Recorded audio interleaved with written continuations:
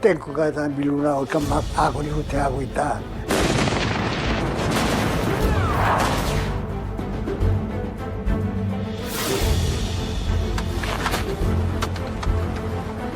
방법은 하나밖에 없다. 공산당을 막으려면 한강을 지켜야 된다.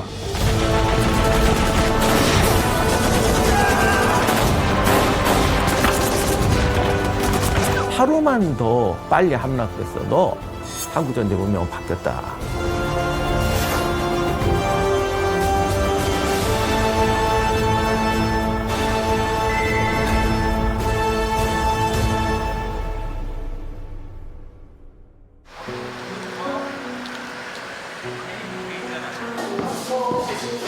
안녕하세요.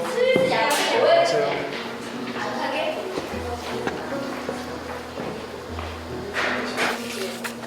안녕하십니까. 배우로 온 육군 상병 김석우로 인사드립니다. 오늘은 정신전력 교육교재인 그날 군대 이야기를 촬영하는 날입니다. 연기할 때와는 또 다른 긴장감이 있죠. 전 군이 이제 의무로 시청해야 되는 것이기 때문에 책임감이 확실히 조금 더 이해하기 쉽게, 그리고 좀 지루하지 않게 또 정보를 전달할 수 있을까 고민하면서 즐겁게 하려고 노력하고 있습니다. 육사단 7년대의 보병과 오늘의 주제는 6.25 전쟁입니다. 입대 전에도 많이 접하긴 했었지만 군사적 관점에서는 깊이 생각해 볼 기회가 없었던 주제입니다. 6.25 전쟁에 대해서 모르는 사람은 없다고 생각을 해요. 근데 이제 알면 알수록 더 많은 사건들이 있고 이제 속에 많은 이야기들이 있다는 것이 조금 놀랍기도 하고, 그리고 조금 더 공부를 하고 싶다? 그래도 해야 하지 않나? 라는 생각이 드는 것 같습니다. 그래서 자료를 찾다가 한 권의 책을 만났습니다. 7일간의 한강 방어라는 책입니다. 제목부터 호기심을 자극했는데요. 6.25 전쟁 초기에 있었던 한강선 방어 전투 참전 용사의 수기입니다. 절대적 열세였던 그때 후퇴만 한 줄 알았는데 서울에서 방어전을 펼쳤다니 놀라운 것 같습니다. 저는 한강 방어 전투 얘기를 들어본 적이 없습니다. 그래서 이 책을 고르기도 했고, 그리고 여기 보시면 지도가 있습니다. 지도가 있는데 이곳에 한번 시간이 된다면 좀 찾아가서 그 역사적 사실이 흔적이 남아있는지 한번 보고 싶은 마음이 들었습니다. 전쟁의 향방을 갈랐다는 방어 전투. 그 현장은 바로 이곳 한강이었습니다. 인구 1000만의 세계적 대도시 서울을 관통하는 한강은 서울을 지나는 구간만 40km, 평균 폭 1.2km에 깊은 곳은 수심 10m가 넘는 큰 강입니다. 여기서 뜨거운 전투가 있었습니다. 서울에서 나고 자라고 초중고등학교를 여기서 다녀서 한강은 저에게 되게 익숙한 곳인데 이곳에서 전투가 벌어졌다는 사실을 이 책을 통해서 알게 되었습니다. 강북에서는 북한군이 남하를 시도했고 강남에서는 우리 국군이 막으려고 하는 그 치열했던 전투에 대해서 한번 이제 자세한 설명을 해주시기 위해서 오늘 어떤 분을 만나기로 했는데요. 저기 네 오시는 것 같습니다. 충성! 네. 처음 뵙겠습니다. 아, 김석우 일병이군요. 네, 만나서 반가워요. 네, 처음 뵙겠습니다. 아, TV에서 보는 것처럼 너무 잘생겼네요. 감사합니다. 제가 이 책을 다 읽긴 했는데 그래도 좀 부족한 게 많은 것 같아가지고 한강 방어 전투가 정확히 어떤 전투인지 여쭤보고 싶습니다. 한강 방어선 전투는 한마디로 말하면 북한군의 불법적인 기습 남침으로 우리 지휘 체계가 붕괴된 상황 속에서 이 한강을 중심으로 6일 동안 북한군의 남하를 막은 기적적인 전투고, 이를 통해서 우리는 차후 전투를 준비할 수 있는 시간을 얻게 되죠. 치열했던 전투였을 것 같은데 사실 이 책에는 7일간의 한강 방어라고 적혀 있는데 왜 7일간의 한강 방어라고 얘기를 하는지. 원래 6일이 맞아요, 정사상으로. 왜냐면 6월 28일 한강 다리가 끊어지고 그다음에 7월 3일 북한군이 전차를 동반해서 한강을 도하할 때까지 6일간 치열하게 방어한 게 맞는데 지휘 체계가 무너진 상태다 보니까 북한군의 도하 이후에 우리 방어선이 수원으로 이제 내려갔는데 그걸 모르고서 하루 더 전투를 벌인 거예요. 그래서 저자는 이제 7일간의 한강 방어라고 제목을 지었습니다. 한강선 방어 전투의 실마리를 찾기 위해서는 해방 직후로 거슬러 올라가야 합니다. 조선동포 여러분, 일본은 무조건 항복을 하였습니다. 1945년 8월 15일, 일본의 패망과 함께 한반도가 해방되었습니다. 하지만 반쪽짜리 해방이었습니다. 한반도 허리에는 38선이 그어지고 북쪽에는 소련 군정이, 남쪽에는 미 군정이 들어섰습니다. 경계가 그어지고 통제가 시작되었지만 그때까지만 해도 지금과 같은 철벽이 쳐진 것은 아니었습니다. 태생은 38선이 맥히기 전에는 황해도 벽성군이지 그게 해주 밑에 38선이 맥히면서 집은 이남이고 논밭은 이북이고 그래요.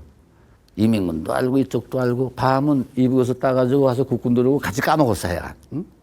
그리고 또 6.25 전쟁 전이죠? 전이죠. 하지만 1948년 남과 북의 각각의 정부가 연달아 들어서면서 38선에서 긴장이 고조되기 시작했습니다. 1949년에는 무력 충돌 횟수가 무려 870여 건에 이릅니다. 북한은 선제 공격을 위해서 여러 가지 준비를 했어요. 전형적인 방법이 계속 흔드는 거예요. 그렇게 계속 흔들어. 하는 척. 그러니 전방에서 2달 넘게 계속 비상 상태가 되고 어느 나라 최정예군도요. 2달 넘게 비상 상황 유지하면 병사들이 탈진해버려요. 비상 걸게 만들어 놓고 지쳤을 때 치는 거죠. 사실 북한은 해방 직후부터 전쟁 준비를 시작했습니다. 전쟁 자금 마련을 위해 채권도 발행했죠.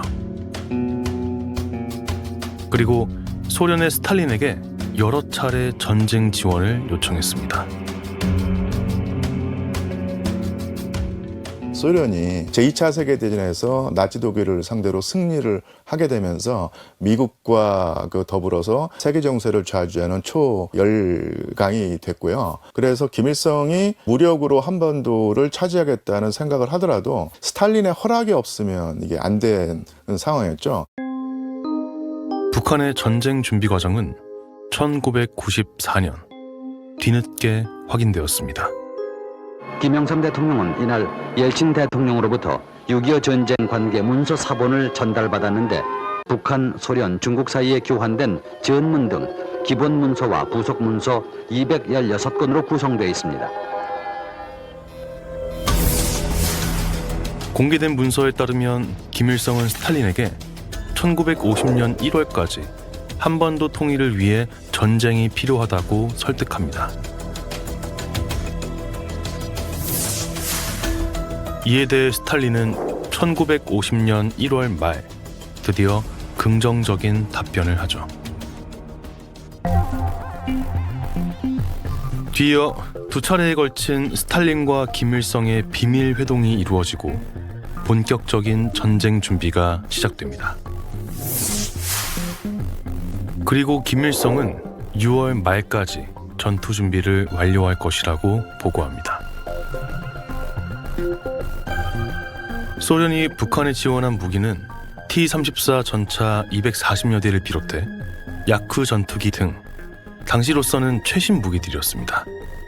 여기에 대규모 군사 고문단을 파견해 김일성의 남침 계획을 완성시켰습니다. 중국도 이 전쟁에 동의하면서 국공내전에서 활약했던 조선인 출신 중국군도 북한군에 편입됩니다.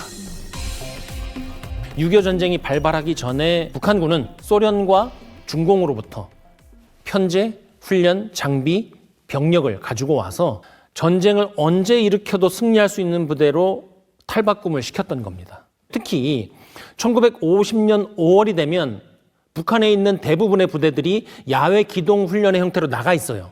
훈련이라고는 하지만 실제로는 6월 모일에 남한으로 기습 남침하기 위한 준비를 완전히 했던 것이죠.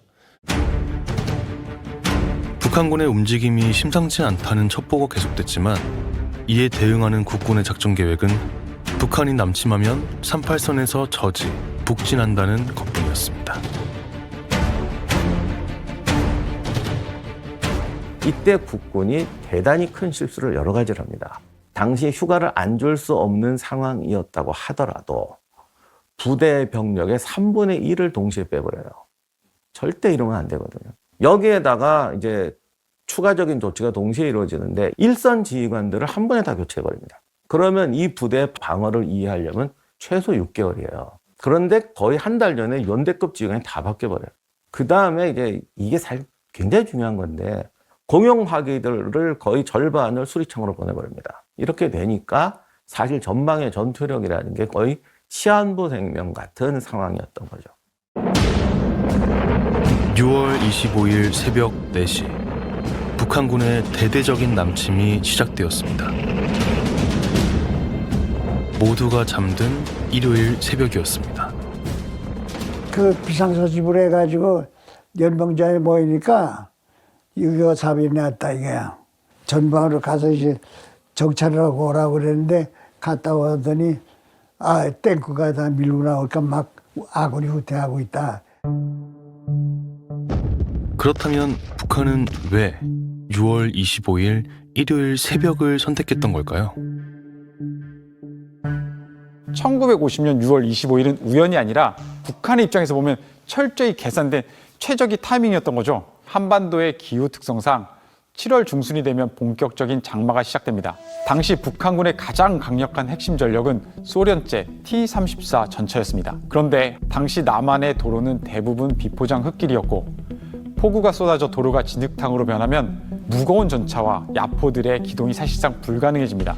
또한 1950년 5월 30일 남한에서는 제2대 국회의원 선거가 치러졌습니다. 새로 구성된 국회가 온전히 안정되기 전에 기습을 감행하여 지도부를 마비시키려 했던 치밀한 정치적 계산도 깔려 있었습니다.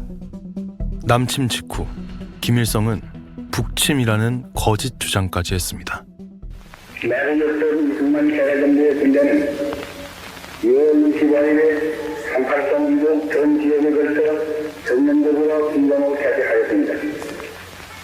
용감한 과학업 정비자는 적들의 진공을 상대하여 가혹한 전투를 전개하면서 이승만 개라정부 군대의 진공을 사절시켰습니다.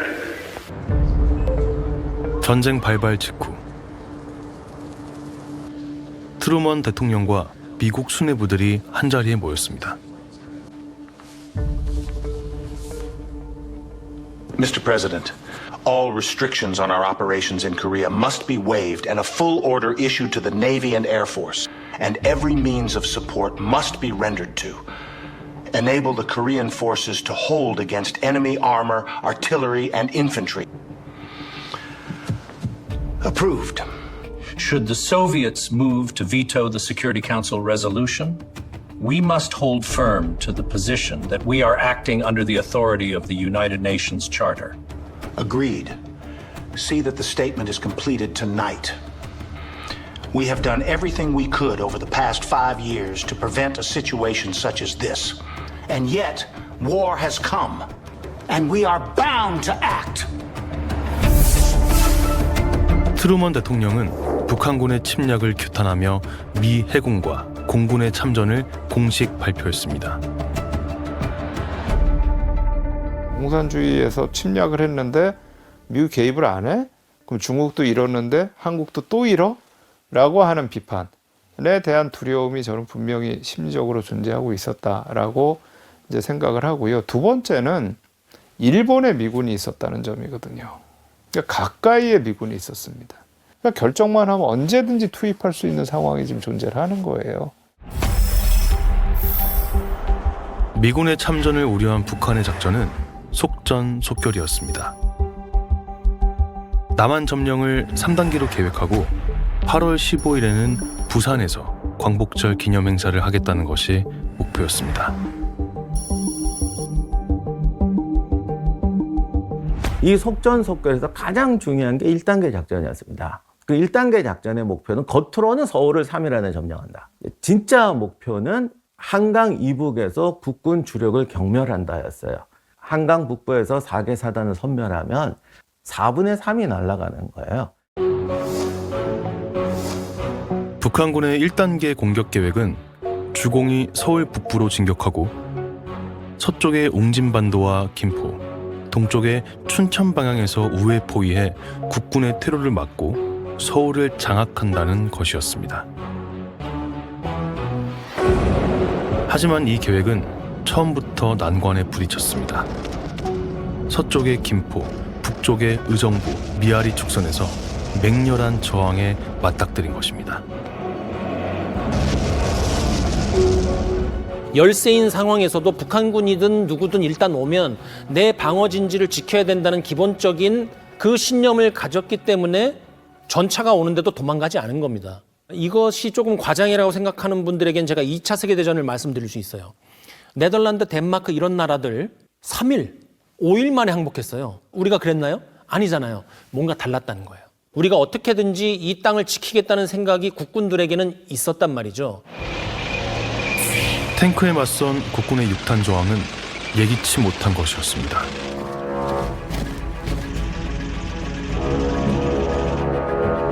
사흘 만에 서울 중심부를 손에 넣은 북한군. 그러나 그들의 진군은 한강 앞에서 멈추었습니다. 교수님, 여기 지도를 보면 궁금한 게 여기 국군이 많이 포진해 있고 북한군도 많이 모여 있지 않습니까? 이곳인데 여기가 되게 중요한 지역이었나요? 지도를 정말 잘 본 것 같아요. 네. 여기가 주요 목이어서 그래요. 한강에 당시에 총 5개의 다리가 있었는데 그중 무려 4개의 다리가 바로 이곳 노량진 영등포 일대에 몰려 있었던 거고, 이쪽 우리 왼쪽 편으로 보면 여기에 한강 인도교가 여기 자리하고 있었고요. 그리고 이쪽에 보면은 3개의 철교, 그러니까 경부선 복선, 그 다음에 경인선 상하행 이렇게 있었는데 북한군의 주력은 전차였기 때문에 무조건 다리를 이용해야만 했어요. 기본적으로 이제 수도는 항상 강이 흐르지 않습니까? 근데 그럼 전쟁이 나면은 남과 북을 잇는 그 다리를 끊는 게 첫 번째 아닌가요? 좋은 지적이에요. 그 방어 작전에서 다리를 폭파하고 철수하는 그런 거는 진짜 정말 기본적인 거고요. 네. 우리 국군은 기습을 당했고 그 상황에서 북한군이 서울을 점령했다는 소식이 전해지니까 이제 급하게 한강 다리를 폭파해가지고 방어하겠다라고 했던 거죠. 6월 28일 새벽 2시 30분 한강 인도교가 폭파되었습니다. 뒤이어 한강 철교들도 폭파를 시도하지만 3개의 철교 중 경인 하행성 철교만 성공하고 나머지 2개는 완전 폭파에 실패합니다. 국군이 채 후퇴하기도 전에 이루어진 조급한 폭파였습니다. 그러면은 강북에 있는 국군들도 있을 거잖아요. 맞습니다. 그 이제 병력들은 어떻게? 그게 가장 큰 이제 논란의 중심에 선 이야기입니다. 급하게 폭파가 이루어지다 보니까 강북에서 싸우던 우리 군인들 아직 남아 있었는데 이들이 내용을 전파를 못 받은 거예요. 그러다 보니까 나룻배나 뗏목을 통해서 건너야 됐고, 근데 여기서 문제가 생겨요. 기관총부터 시작해서 또 대포도 있고 이런 것들. 근데 그것마저도 못 갖고 오게 되는 거예요. 배에 실을 수가 없어서. 무거우니까 놓고 가야 되는 거예요. 한강 북쪽에 남아있던 국군은 대부분 피난민에 섞여 나룻배를 타거나 헤엄쳐 강을 건넜습니다. 그야말로 각자 도생이었습니다. 28일 삼각지대를 보니까 탱크가 내려오고 그러는 게 보이더라고. 도망을 쳐서 이렇게 나가야 되니까 갈데 할 데가 없지 않아. 그러니까 내가 이제는 할 수 없다. 마포장 강 쪽으로 한번 가봐야 되겠다. 마침 배가 한 척이 있는데 민간인들이 타더라고. 그래서 나도 좀 타자고 그랬더니 군인이냐고 그러면서 얼른 타라고 그래. 그 탔지. 나는 그 배 타고 건너갔다고. 조선인민군 최고사령부의 보도. 서울시를 포위하고 있던 인민군 부대들은 오늘 28일 새벽에 서울 중심지대에 돌입하여 서울시청, 검찰청, 방송국, 각 신문사, 교통, 운수, 최신, 은행 등 중요기관들을 차지하였다. 북한군의 전차는 한강 다리가 아닌 중앙청과 방송국으로 향했고 12시간 동안 거리를 행진했습니다. 진군에서 선전으로 선회한 이유가 무엇이었을까요? 전쟁 상황을 만들면 대한민국에서 대규모 호응하는 어떤 공산주의자의 봉기가 일어날 것이다 예측을 했던 것이죠. 소련은 사실 공산주의의 그 종주국으로서 적군 후방에 있는 우리에게 우호적인 세력을 이렇게 선동해서 대규모 소요를 일으키게 한다. 이것이 아예 딱 군사규리에 박혀 있거든요. 그런 상황을 예상하고 했는데 사실은 이 대한민국에서 그런 일이 벌어지지 않았습니다. 남한의 공산 세력 봉기라는 정치적 기대 이외에 그 이면에는 더 현실적인 군사적 이유가 있었습니다. 전쟁을 좀 아시는 분은 선멸전이라는 거, 망치와 모루 이런 얘기 많이 들어보셨을 텐데 앞에서 치고 뒤에서 기동부대가 돌아가서 뒤를 막는 거죠. 그래서 벽처럼 세우고 밀어붙이는 건데 북한군 2군단이 춘천에서 6사단을 경멸하고 그냥 달려와서 수원 쪽을 차단하게 됐어요. 6월 30일쯤에. 그쪽은 아예 오지도 못했죠. 가장 중요한 거는 이 영등포로 들어오게 된 6사단이었는데 이게 안 오니까 서울에 있는 사단장들이 올 때까지 기다리게 되는 거예요. 포위 작전을 완성해야 할 부대들은 오지 않고 다리는 폭파된 상황. 북한군은 한강 도하 방법까지 마련해야 했습니다.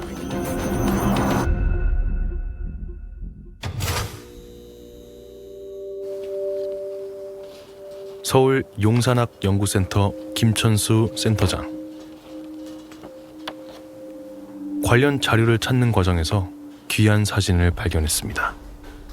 이 지도는 1950년 11월 2일에 미 극동공군이 고도 약 10km에서 아래를 내려다보며 찍은 서울의 모습을 보여주는 사진이 되겠습니다. 미 국립문서기록관리청에서 찾은 이 항공사진에는 전쟁 발발 당시 서울의 모습이 담겨 있습니다. 한국 전쟁이 발발했을 때 서울은 남쪽이 아닌 북쪽 지역이 서울의 중심이었습니다. 잘 보시면 중앙청에서부터 시작을 해서 쭉 타고 내려와서 서울시청 그리고 한강대로를 타고 내려와서 서울역과 현재 지금 우리가 알고 있는 이 용산 지역에는 당시 군수내부였던 국방부와 육군본부가 있었습니다. 그리고 한강 이남 지역을 보시게 되면 당시에는 이렇게 도시화가 되지 않았고 대부분 이런 산맥과 특히 구릉지, 논밭들이 굉장히 많이 있었던 이런 지형을 갖추고 있었습니다. 가장 눈길을 끄는 것은 지금과는 많이 다른 한강입니다. 부비가 심하고 강폭이 좁습니다. 지금의 한강의 폭은 대략 1km에서 약 1.2km의 폭을 유지를 하고 있는데요. 1950년 항공사진을 보시게 되면 한강의 폭이 지금과 같이 그렇게 넓지 않았습니다. 작게는 약 한 200에서 한 300m, 또 긴 곳은 한 500m 정도 이렇게 폭을 유지를 하고 있었던 것을 알 수가 있는데요. 특히 한강을 따라서 보이는 이런 하얀색들은 전부 모래사장이었습니다. 지금과는 확연히 다른 한강의 모습. 북한군은 과연 어디에서 도하를 하려 했던 걸까요? 다리 외에 북한군이 진격할 수 있었던 그 장소는 대부분 조선시대 때부터 이용했던 여러분 잘 아시는 그 나루터가 있습니다. 딱 이 지형상에 보시면 특히 서강나루라든지 또는 양화나루를 이용해서 여의도 쪽으로 바로 이렇게 넘어올 수 있었고요. 새우젓으로 유명한 마포 쪽에 이제 마포 나루터가 있었고요. 서빙고에는 서빙고 나루터가 있었고, 그리고 뚝섬에는 뚝섬 나루터가 있었고. 북한군은 나룻배를 이용해 도하를 시작했고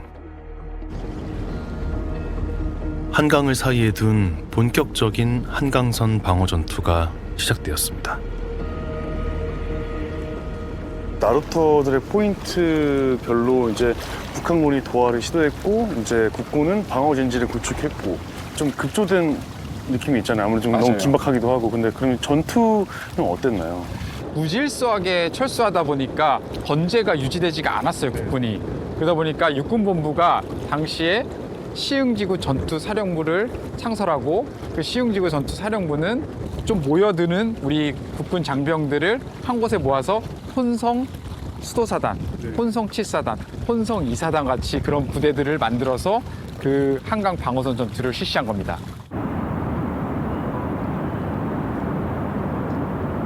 당시를 기억하는 노병을 찾았습니다.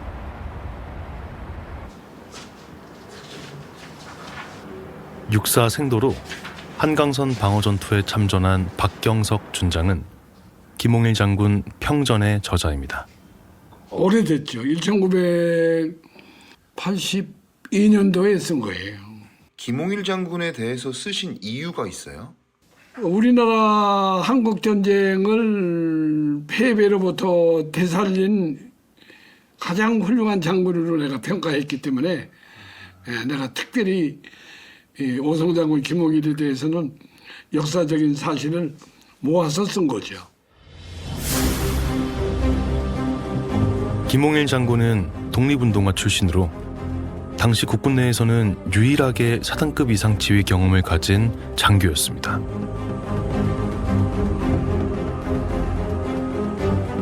시흥지구 전투사령부의 초대 사령관으로 임명되어 한강선 방어 전투를 총지휘했죠.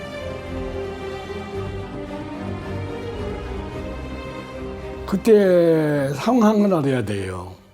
만약에 북한이 쳐들어오면은 한강 이북은 조기에 북한한테 탈취될 것이다. 그러면 이 우위를 어떻게 넣느냐? 딱 방법은 하나밖에 없다. 한강을 이용해서 일주일간은 확보해야 된다고 하는 개념. 그리고 우리가 의정부에서 개성에서 포천에서 후퇴를 하면서 붕괴되는 과정을 보면서도 한강에서 방어해야 해서 한 차례의 전투력을 회복해야 된다고 하는 주장을 한 것이 김홍일 장군이에요. 김홍일 장군은 각자 흩어져 도하한 국군들을 모았습니다. 일본도로 그리고 산에서 내려오는 산길 이런 요소마다 장교나 헌병이나 또는 그 하사관이나 배치를 해서 미군이 온다. 우리는 싸워야 된다.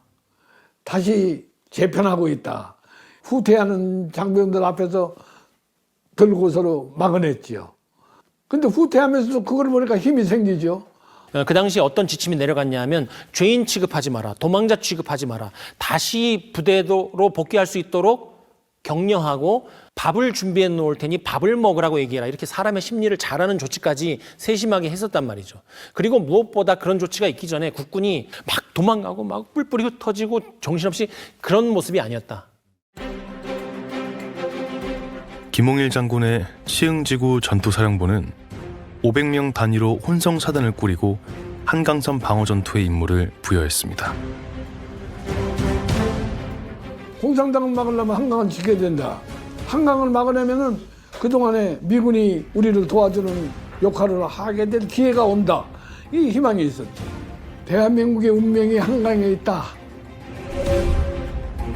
한강 방어선의 주요 지점은 양화에서 영등포, 노량진에서 흑석동, 신사동과 한강 동쪽 일대에 이르는 세 곳이었습니다.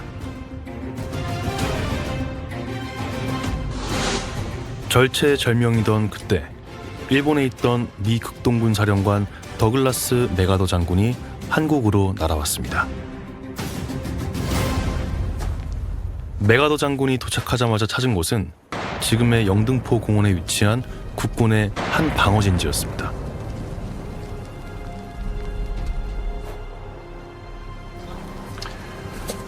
Soldier, how long will you hold that foxhole? 제 상관으로부터의 철수 명령이 있기 전엔 죽더라도 이곳을 지킬 것입니다. 병사의 한마디는 메가더 장군의 결심에 쐐기를 박았습니다. I shall return to Tokyo and send reinforcements. You have my word. Fight on for your country!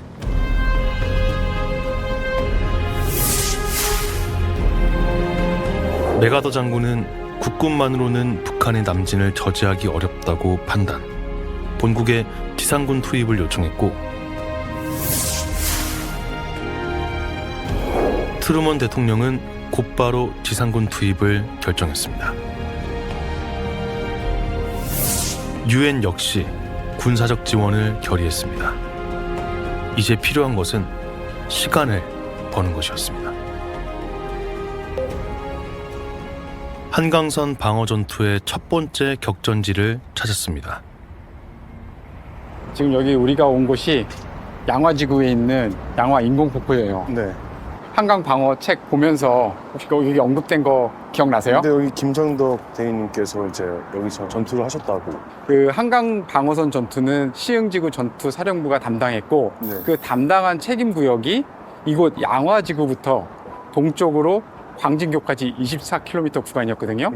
그 말은 즉 여기가 방어선의 좌측 끝이었던 거죠. 근데 사실 그 고지라는 것이 전장에서 되게 중요한 곳이다라는 건 너무 알고 있고 고지에서 항상 치열하게 전투가 벌어졌다라는 거는 인지하고 있는데 이곳이 특별하게 더 중요했던 이유가 있을까요? 좋은 질문이에요. 여기서 보면은 이 전면부에서 전투를 했는데 이 배치된 부대가 한강을 도하하려고 하는 북한군을 감지하고 전투할 수 있었던 곳. 또 두 번째 중요한 거는요. 한강이랑 이 안양천이 만나요. 이 안양천을 넘어서는 북한군 6사단이 김포로 넘어와가지고 영등포로 들어오려고 하는 그 지점이거든요. 그러다 보니까 여기에 있는 부대는 한강 그 다음에 또 옆쪽 측면에서 이 두 곳에서 전투를 하는 그런 중요한 지점이었죠.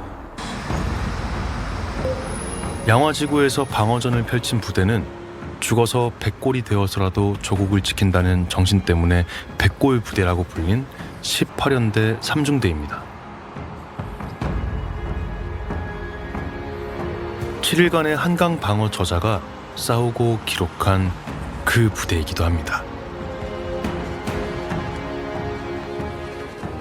편제를 유지하며 후퇴하던 3중대는 마포에서 한강을 만났습니다. 제가 건너가서 끌어오겠습니다. 이 마포강은 물살이 세서 웬만한 수영 실력으로는 위험해. 김두업 부중대장은 위험을 무릅쓰고 직접 헤엄쳐 강 건너의 나룻배를 가져왔습니다.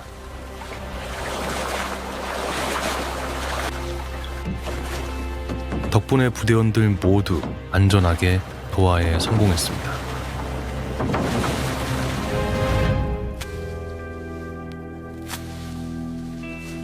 강을 건넌 뒤 방어진지를 구축한 부대원들. 하지만 보급 없이 버티기는 쉽지 않았습니다. 중대장님, 덜 익은 오이지만 잡숴보세요. 고맙다. 그러나 이러한 짓은 민폐행위이고 이런 설이 큰 것을 먹으면 설사병에 걸려. 설사를 할 때 하더라도 우선 먹으니까 허기가 꺼지는 것 같습니다.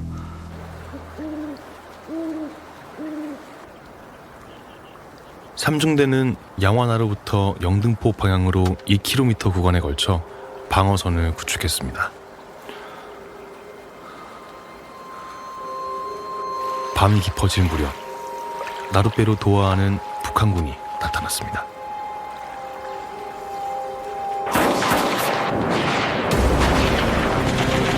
기다리던 사격 명령과 함께 시작된 치열한 교전.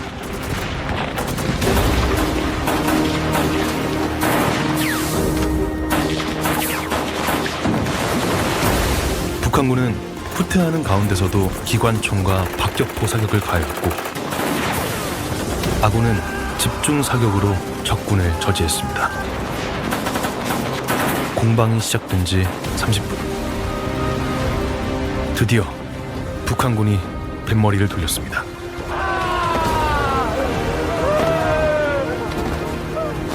도하 작전을 할 때 제일 중요한 것은 도하 지점을 점령하는 것이에요. 이 도하 지점이라는 것은 예를 들어서 강변이겠죠. 그런데 국군은 거기에 들어가서 목숨을 버릴 것을 각오하고 계속 총을 쏜단 말이에요. 이 건너편에서 도망가던 국군이 총 한두 발 쏜다고 해서 그게 무슨 문제가 되겠어? 여러분, 북한군 전체로 보지 말고 강을 건너려고 하는 북한군 한 명 한 명을 생각해 보세요. 그들도 목숨은 하나입니다. 도하 지점을 점령하는 것이 쉽지가 않습니다. 여기에서 시간이 굉장히 많이 소모가 되는 것이죠. 그렇다면 북한군은 왜 좀 더 계획적인 도하를 하지 못했을까요?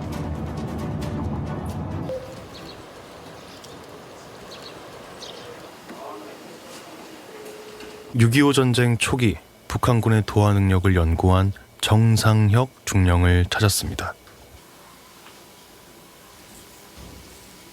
북한군은 사실은 도하작전 능력이 충분하지 않았습니다. 우선 장비 측면에서 그 중장비를 도하시킬 수 있는 장비를 도선판이라고 부르는데, 이 도선판이라고 하는 것은 오늘날의 문교에 해당하는 장비입니다. 당시 북한군이 소련으로부터 지원받은 도선판은 전차나 자주포 같은 중장비까지 건널 수 있는 중도하 장비였습니다. 이 북한군 공병장교의 증언에 따르면 요청한 수량의 4분의 1 내지 5분의 1밖에 못 받았다고 하고 있습니다. 북한은 48조의 도선판을 지원받아 김포 방면의 육사단과 105 전차여단에 할당하고 훈련까지 마쳤습니다. 부족하지만 도하 장비를 갖고 있었다는 건데 그럼 왜 그 장비를 사용하지 못했을까요? 도선판을 이제 활용하지 못한 부분은 당시에 미 공군이 즉각적으로 참전을 해서 한강 그 지역에 있는 북한군을 폭격을 함에 따라서 주간 도하 작전이 쉽지가 않았습니다. 주간에 이 큰 장비를 가지고 적재하고 탑재하고 그리고 강을 건너는 것은 상당히 좋은 표적이 될 수밖에 없습니다. 미 공군의 폭격은 북한군이 서울에 들어온 직후인 6월 29일 새벽부터 시작되었습니다. 도하 장비와 철교 폭파가 목표였던 만큼 북한군이 낮에 도하하는 것은 자살 행위였습니다.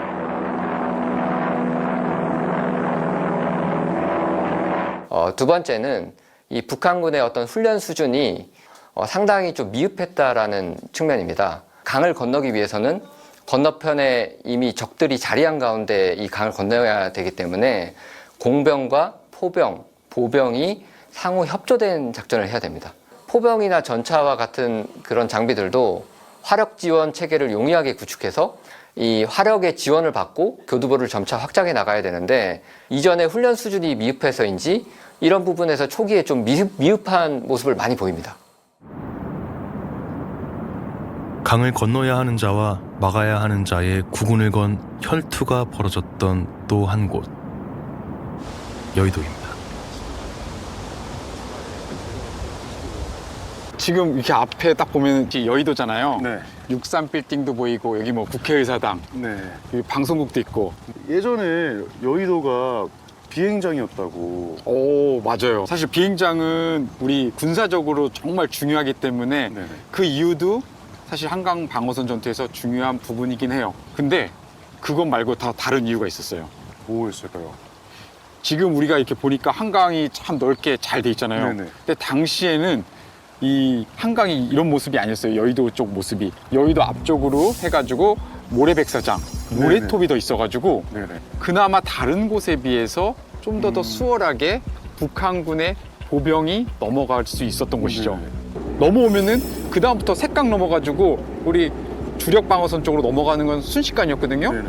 그러다 보니까 이 여의도를 북한군에게 내주지 않으려고 국군이 또 치열하게 여기서 전투를 벌여요.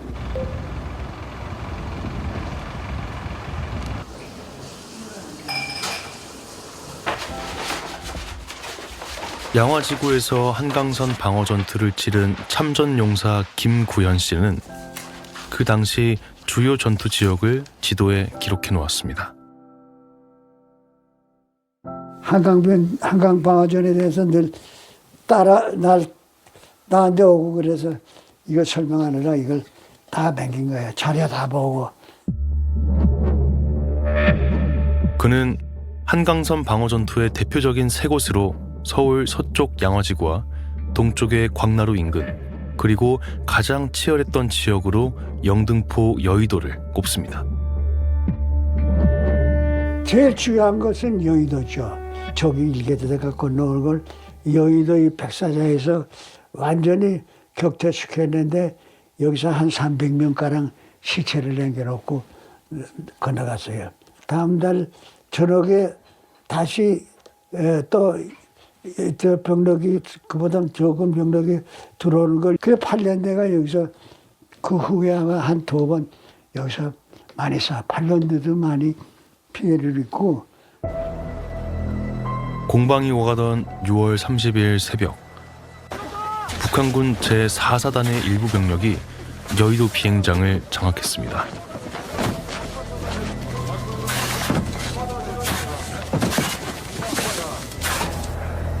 맞은편의 국군은 어떻게든 비행장을 탈환해야 했습니다.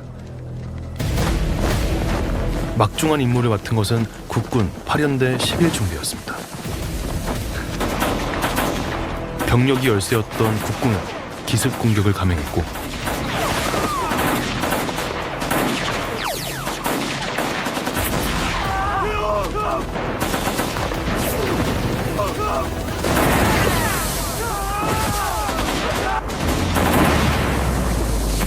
격전 끝에 비행장 점령에 성공했습니다. 하지만 뒤이어 강 건너의 마포와 신촌 일대에 자리하고 있던 적의 야포가 포격을 퍼붓기 시작했습니다.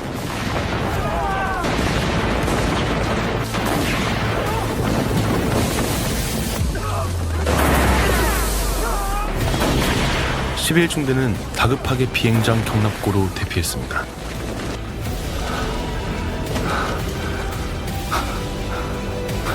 하지만 적의 포격은 경납고에도 예외 없이 날아들었습니다. 결국 대부분의 중대원이 산화하고 맙니다. 이게 사실 그 정도로 급조된 사단을 갖고 전투는 자체가 되는 군대가 없어요. 전차만 보면 도망갔다 뭐 막 이런 얘기 하는데 그 정도로 열악한 상황에서 하나밖에 없는 목숨을 1분을 지연시키기 위해서 바친 분들이 많았다는 겁니다. 같은 시각 사투는 한강 동쪽에서도 벌어지고 있었습니다. 여기가 이제 한강에서 동쪽에 있는 광진교잖아요. 예. 물론 여기서도 이제 한강 방어선 전투가 있었겠죠? 예, 맞습니다. 이 동쪽, 이 광나루 지역도 치열한 전투가 있었어요. 그래서 보시는 것처럼 지형적으로 쭉 탁 트여서 보면은 뚝섬, 그리고 신사리, 반포리까지 해서 쭉 이어진 이 큰 지역도 혼성 2사단이 방어했었고, 근데 그 중에서도 흥미로운 게 있어요. 혹시 그 6.25 전쟁 때 기병이 활약했던 얘기 들어보신 적 있어요? 기마부대 말씀하시는. 맞아요. 기마부대. 없어요. 그죠? 신기하죠? 네네. 당시에 이 지역 일대에서 한강을 방어할 때 이 기병부대의 활약이 특히나 인상적이었어요. 당시 국군에는 독립기갑연대 산하에 500여 필의 말을 보유한 기병대대가 있었습니다.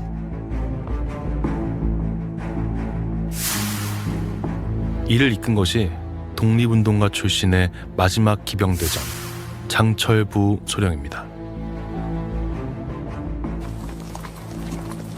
기병대대는 특유의 기동력을 최대한 활용했습니다. 6월 29일 새벽,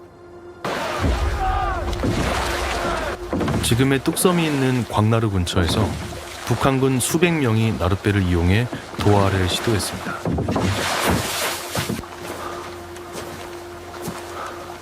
공격 개시! 뚝섬 맞은편에서 이를 기다리던 기병대대는 기습 돌격하여 이를 격퇴합니다. 적의 예상 도하 지점을 빠르게 순찰하며 북한군의 도하 시도를 저지시키는 효율적인 방어 전략의 쾌거였습니다.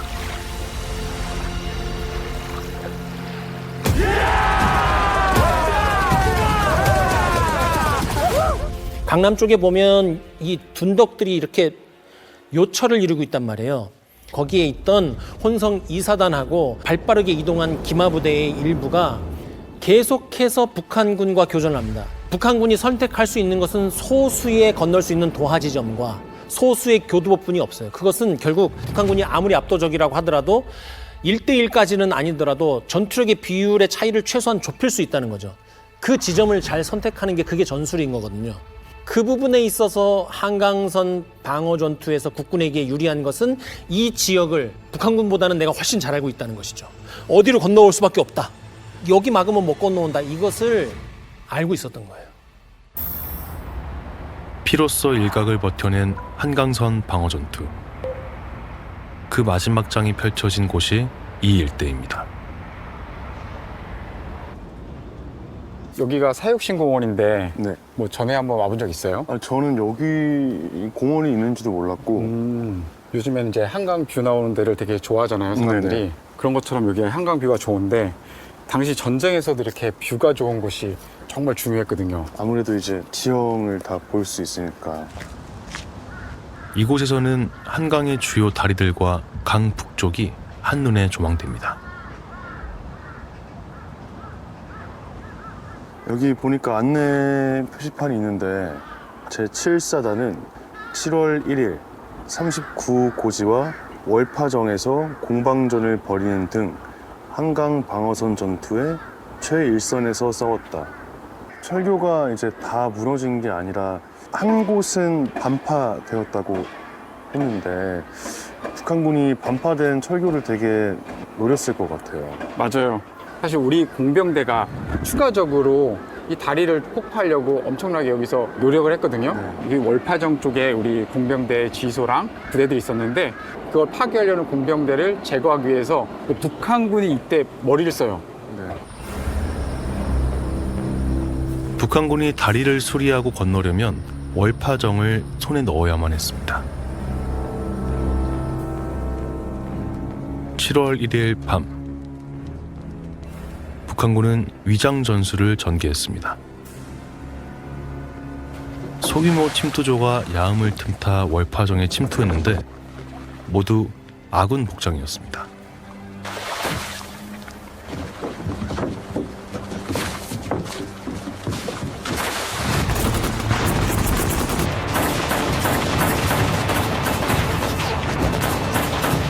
기습적인 침투에 공병대대 지휘소는 순식간에 와해되었습니다. 대대장 엄재환 소령이 흉부에 관통상을 입었고 공병대대는 철수할 수밖에 없었습니다. 결국 월파정은 적의 수중에 들어갔습니다. 이후 북한군은 부서진 철교 수리를 위해 추가 병력을 도하시키고 교두보 확장을 시도하는데 이 과정에서 많은 사상자를 냅니다. 당시 한강선 방어 전투에 치열했던 흔적은 지금도 남아 있습니다. 현재 한강대교는 6.25 전쟁 당시 끊겼던 한강 인도교의 후신으로 서울시 등록문화재 1호입니다. 일반인들이 지나다닐 수 없는 교각 아래에는 6.25 전쟁 당시 한강에서 벌어진 치열했던 전투 흔적이 남아 있습니다. 이게 사공교각에 타는 6.25 때. 이게 명확해요. 이게 만약에 천공했으면은 이게 명확하게 동그랗게 나오거나 뚜는 그 장비의 모양대로 하는데 지금 이게 불규칙한 걸로 봐서 그다음에 또 여기가 큰 열에 의해서 녹아내린 듯한 그 모습이 있습니다. 그래서 이거는 이제 소총부터 기관총 이렇게 보병들이 가지고 다니는 화기에 의해서 쐈을 수 있을 것 같다는 생각이 듭니다. 특히 서울시 같은 경우는 너무 발전됐기 때문에 6.25 전쟁 당시의 모든 흔적들이 사라졌어요. 거의 다. 너무 감사한 거는 보조 부재에 있기 때문에 안전상의 문제가 없어서 이걸 교체하지 않고 있어요. 그래서 지금 이제 역사적으로 이러한 중요한 것이 좀 보존되고 남아있을 수 있다. 그래서 우리가 이거를 6.25 전쟁을 기억하기에 서울시에서 특히나 너무나 중요한 그 가치가 있는 곳이라고 볼 수 있겠습니다.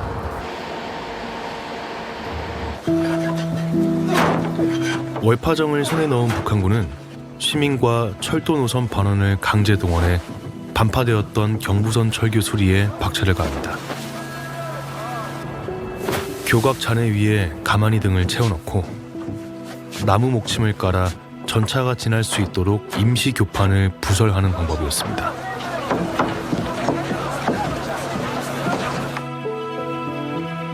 수리는 7월 3일에 끝났고 급조된 다리의 폭은 전차가 간신히 지날 정도였습니다.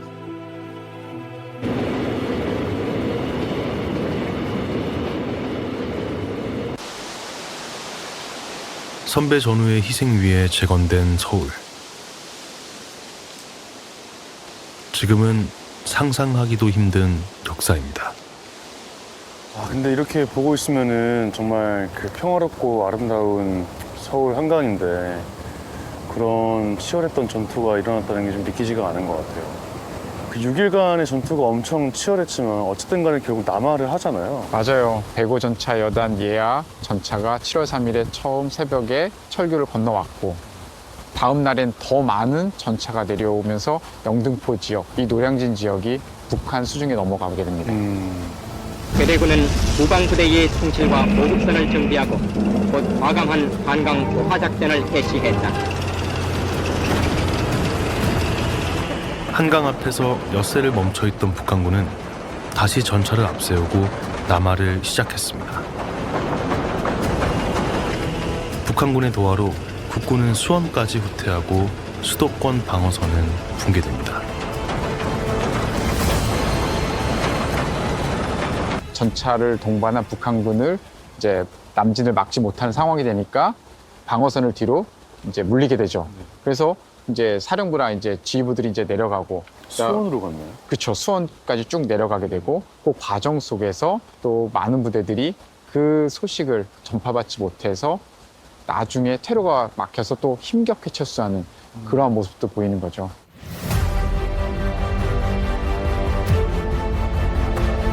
결국 후퇴해야 했지만 엿새 동안의 한강선 방어 전투는 대한민국 명운의 골든타임이 되었습니다.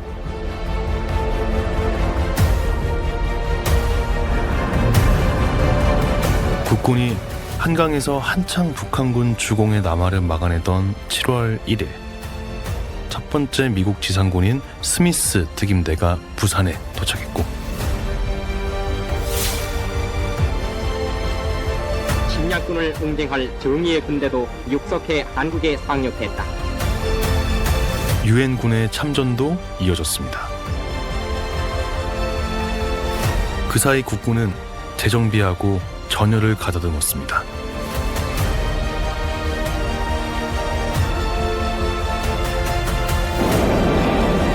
그리고 미군과 함께 낙동강에서 전선을 형성, 적극적인 방어와 반격의 기회를 만들었습니다. 이 한강 방어선 전투는 북한이 기대했던 6월 28일에 끝난 게 아니라 7월 3일에 끝난다는 거예요. 여기서부터 일정이 밀리기 시작하잖아요.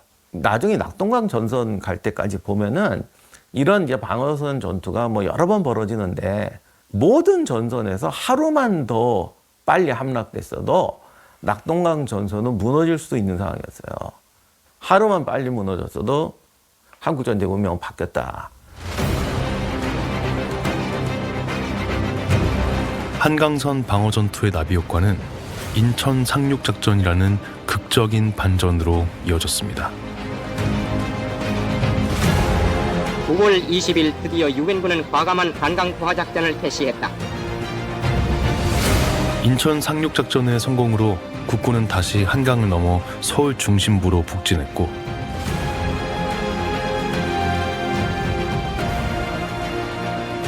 (1950년 9월 28일) 서울을 빼앗긴 지 석 달 만에 되찾았습니다. 한강선 방어전투 6일이 있어서 가능했던 대반전이었습니다. 잘 싸웠죠. 그 상황에서 도망을 안 갔다? 한강 방어선에서 소총 하나 들고 어떻게든지 버텼다? 격퇴하거나 경멸했으면 좋았겠지만 그럴 능력은 전혀 없는 상태였고 그 다음에 할 수 있는 건 뭐예요? 중요 지역 확보, 지연이잖아요. 중요 지역 확보와 이 지연을 시킨 것은 방어에서 최상위 목적 중에 하나입니다. 이것을 달성한 것이죠.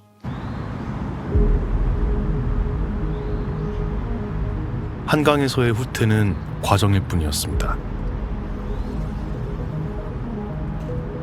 최선의 공격이 된 방어. 그 기적을 만든 것이 이곳에 새겨진 이름들입니다. 일부 사람들은 우리가 한강 방어선이 무너졌다라고 생각하니까 마치 이 전투를 패배한 전투를 오해하는 경우들이 좀 있더라고요. 근데 실질적으로는 우리가 한강 방어선에서 6일간 버텼기 때문에 차후 작전들이 가능했어요. 그러니까 이 시간들은 정말 소중했고 역전의 발판이 되는 그 시작점이었다라고 한강 전투를 마무리 짓고 싶어요. 되게 익숙한 한강이고 세계적으로 막 유명해지지 않습니까? 근데 이 한강에서 치열한 전투가 있었다는 점, 우리가 느끼는 이 자유와 평안함을 감사하게 생각을 해야겠다, 다시 한번 느끼게 되는 순간이었던 것 같습니다. 병사 한 명 한 명의 투혼이 없었다면 불가능한 일이었습니다. 이들의 목숨값이 대한민국 한강의 기적을 만든 초석이 되었습니다. 한강선 방어 전투는 대한민국을 살린 전투였습니다.